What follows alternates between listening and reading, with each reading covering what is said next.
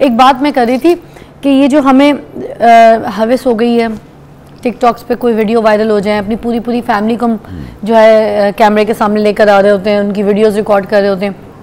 बीवी किचन में खड़ी है तो मियाँ वीडियोस बना रहा है, ठीक है, मियाँ घर के अंदर आ रहा है तो कैमरा ऑन करके घर के अंदर दाखिल हो रहा है, बच्चे ये कर रहे हैं, अच्छा और बताओ वहाँ पे ये हो, छोटी तुम यूँ कर रही हो, बड़े तुम यूँ कर रहे हो, अम्मी किधर है और बेगम किधर है, बेगम के बेडरूम तक जाए, फिर अपना बेडरूम दिखाना, मैंने अपने बेडरूम में ये लगवाया है, मैंने वो किया है, ये देखे, बेगम भी बता रही मैं एक एक चीज़ की क्लिप अपना पर्सनल इतना ज़्यादा शेयर करना।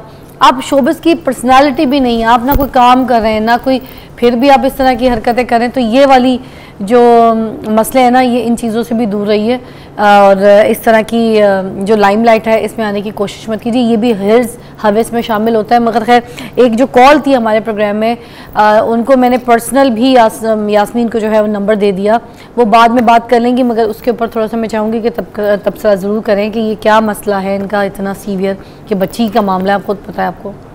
हाँ, सबसे पहले यह है कि बच्ची बावजूद रहे, बच्ची बावजूद, जो भी बच्चियों के ऊपर इस तरह के मसाइल होते हैं, एक तो बच्ची बावजूद रहे और दूसरा यह है कि अपने लिबास का बहुत ज़्यादा ख्याल करे, सतर लिबास, और तीसरी चीज़ यह है कि वो नाखून वगैरह उसका भी ख्याल रखे, क्योंकि शैतान को जब भी किसी के जिस्म के ऊपर आना है तो जिस्म के ऊपर आने के लिए उसको कोई रास्ते चाहिए, यानी जिन्नात ने आपको आपके दरवाजे से ही ट्रीट करना है और आपके दरवाजे से आपके जो ना वो जिस्म में दाखिल होना है। वो नाखूनों के ज़रिए भी दाखिल हो जाते हैं, चेहरे के ज़रिए भी दाखिल हो जाते हैं, लिबास की वजह से भी शातीन मुतासर करते हैं।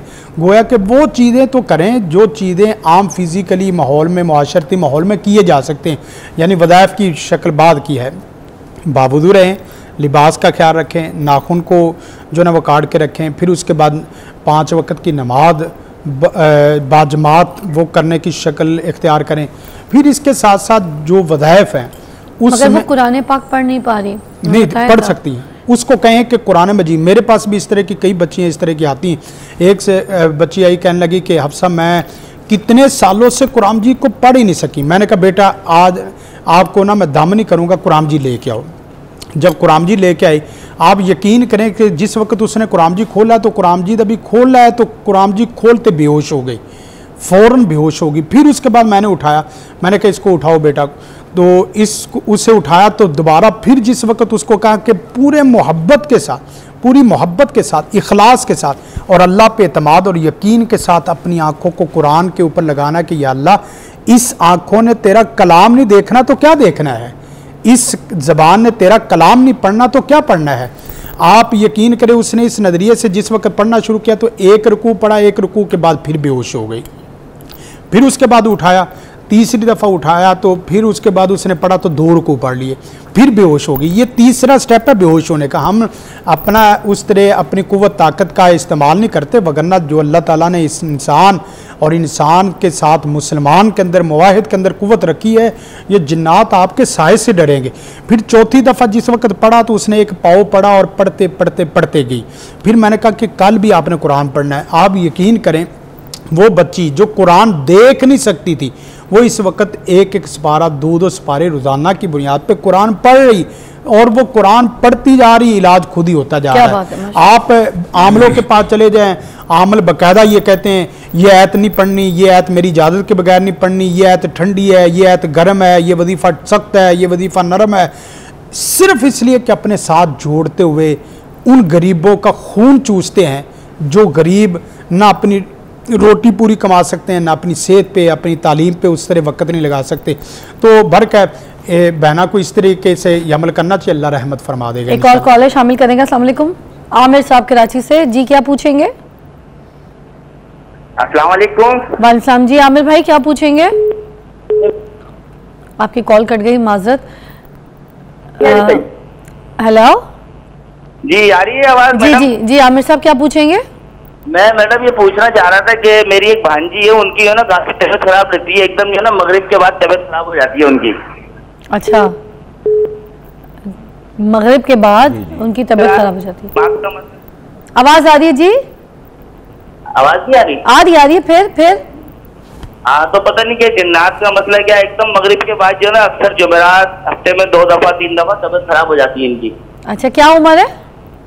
उम्र तकरीबन 17 साल उम्र है, शादी हो गई है। अच्छा हाँ जी। शादी हो गई थी, फिर शादी के बाद जो ना एक बच्चा भी होता, उसका इंतकाल हुआ था, तो फैसला हो गया था। ओ जी, अभी आपको हम बताते हैं जी। देखें, इसका हल ये है कि एक तो हदीस में आता है, नबी सल्लल्लाहु अलैहि वसल्लम ने फरमाया कि मगरिब के बाद बच्चों को घर से बाहर ना निकालें। उस वक़्त जो शरीर जिन्नात वगैरह होते हैं वो खुले आम घूम रहे होते हैं। अब जवान बच्चियों के ये अक्सर मसाइल हैं, इसलिए कि उनको पता नहीं होता, चीज़ों का परहेज़ नहीं कर पा रही होती बच्चियाँ, और चूँकि वो उनकी ग्रोथ हो रही होती है और घरों में दीनी तरबियत नहीं होती, इसलिए वो ऐसे मसाइल में जाकर फंस जाती हैं।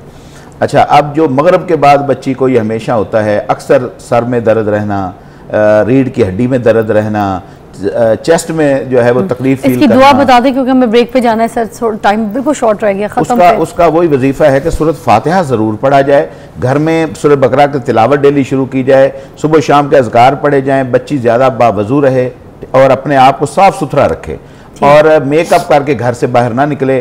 और फिर भी अगर मसाइल हों, देखो समटाइम हम इलाज भी कर रहे होते हैं, मर्ज़ नहीं ठीक हो रहा होता, तो फिर किसी ठीक आलिम बाअमल आदमी के पास जाना चाहिए। वो आमिल कम हो, कामिल ज़्यादा हो ईमान। आप भी आखिर में जल्दी बता दें, हाफ मिनट। ला इलाहा इल्लल्लाह वहदहु ला शरीका लहु लहुल मुल्कु व लहुल हम्दु युहयी व युमीतु व अला कुल्लि शैइन कदीर। सुबह एक दफ़ा तस्बीह और असर के बाद एक तस्बीह कर ले, मगरिब से पहले पहले अपने शाम के वज़ाइफ कर ले। अल्लाह के हुक्म से दुनिया की कोई ताकत उसे नुकसान नहीं दे सकती। और यही मैं चाहूँगी कि थोड़ा थोड़ा इलेबरेट आप इसको कर दीजिएगा, हमारे पास 2 मिनट है, कि हम इन चीज़ों के पीछे क्यों भाग रहे हैं। अपना घर बार, बेटी बहन सब कुछ दिखा रहे हैं, फैमिली, और अपना सारा पर्सनल मटेरियल जो है अपने घर का, जो कि हमें बड़ा हाइड रखना चाहिए, बट हम शो कर रहे हैं जस्ट बिकॉज कि हमें यूट्यूब से पैसे मिलते हैं, हमें और जगहों से पैसे मिल रहे हैं। उसकी बुनियादी वजह यह है कि जिस बंदे को ईमान और अमले साले की हकीकत हम समझना है, वो समेत मैं भी दिखा रही हूँ, देखा जाए तो जिस आदमी के अंदर ईमान नहीं है वो आदमी हरीस होगा दुनिया का। जिस आदमी को दुनिया की हकीकत समझ नहीं आई और आखिरत की समझ नहीं आई, वो आदमी हिरस हवस हसद का और मफाद परस्त इसका मर्द का शिकार होगा। जिस आदमी को अल्लाह से मांगने की आदत नहीं है, वो बंदों से मांगता रहेगा और बंदों के पीछे पड़ा रहेगा। इसलिए ज़रूरत इस अमर की है कि अपने ईमान को, अपने तवक्कुल को, अपने अमल को और अपनी हकीकत दुनिया इसको समझो। हदीस आती है, वदहद फीमा इंदन्नास युहिब्बुकन्नास वदहद फीमा इंदल्लाह युहिब्बुकल्लाह। जो चीज़ दुनिया से तुम पीछे हो जाओ, अल्लाह तुमसे मोहब्बत करेगा, और जो दुनिया जिसके पीछे लग रही है उससे तुम पीछे हो जाओ, दुनिया वाले आपके से मोहब्बत करेंगे। इसकी क्या दुआ है? उसकी दुआ तो आपको बताइए, अल्लाहुम्मा ला तजअल दुनिया अकबर हम्मिना, या अल्लाह मेरा मतलब मकसद दुनिया ना बना दे। कितनी अजीब बात है, इतना बड़ा इंसान इतनी छोटी सी चीज़ के पीछे मारा मारा फिरता है। और उसकी बुनियादी वजह पता है क्या? ये हमारे जो रात जाते हुए लोगों को भकारी बना रहे हैं, लोगों को दस्तरखानों पे इस तरह कर रहे हैं। माफ़ करना, मैं सीधी बात है, इससे बंदे की पहले दिन जिस आदमी का हाथ इस तरह मांगने वाला बना दिया है और हरीस बना दिया है, वो आदमी कभी भी दुनिया में इस हिरस से छूटता नहीं। सब आप भी कुछ वर्ड प्लीज दीजिएगा। हदीस शरीफ में आता है कि मन काना फ़ी हाजत अख़ीही कान अल्लाहु फ़ी हाजतिही। जो बंदा अपने भाई की ज़रूरत को पूरा करने की कोशिश करता है, अल्लाह इस बंदे की ज़रूरत को खुद पूरा करता है।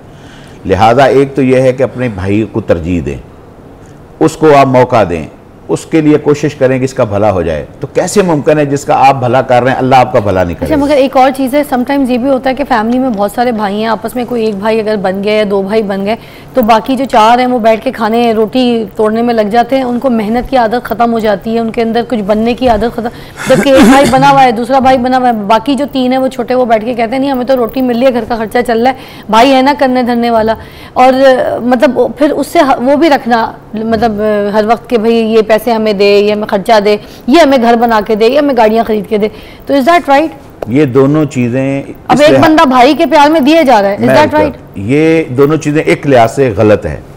गलत इसलिए है कि सिर्फ उसके ऊपर डिपेंड करना ये गलत है। बाकी जो भाई कर रहा है उसको चाहिए कि वो कर रहा है मगर इंसान भी ना जतलाए। इनको भी मेहनत करके आगे बढ़ना है, एक के ऊपर ना तकिया करके बैठ जाएं। ठीक है, इससे इंशाल्लाह ताला घर का माहौल बेहतर हो जाएगा। ये भी पूरा एक टॉपिक है जिस पे करने वाला है और इस पे बात करेंगे ताकि आपकी रहनुमाई हो। अपना ख्याल रखिएगा, जुमे का दिन है। और फिर मैं बोलूँगी सरदार कमाल साहब के लिए ख़ास आज दुआ कीजिएगा, उनकी मग़फ़िरत के लिए।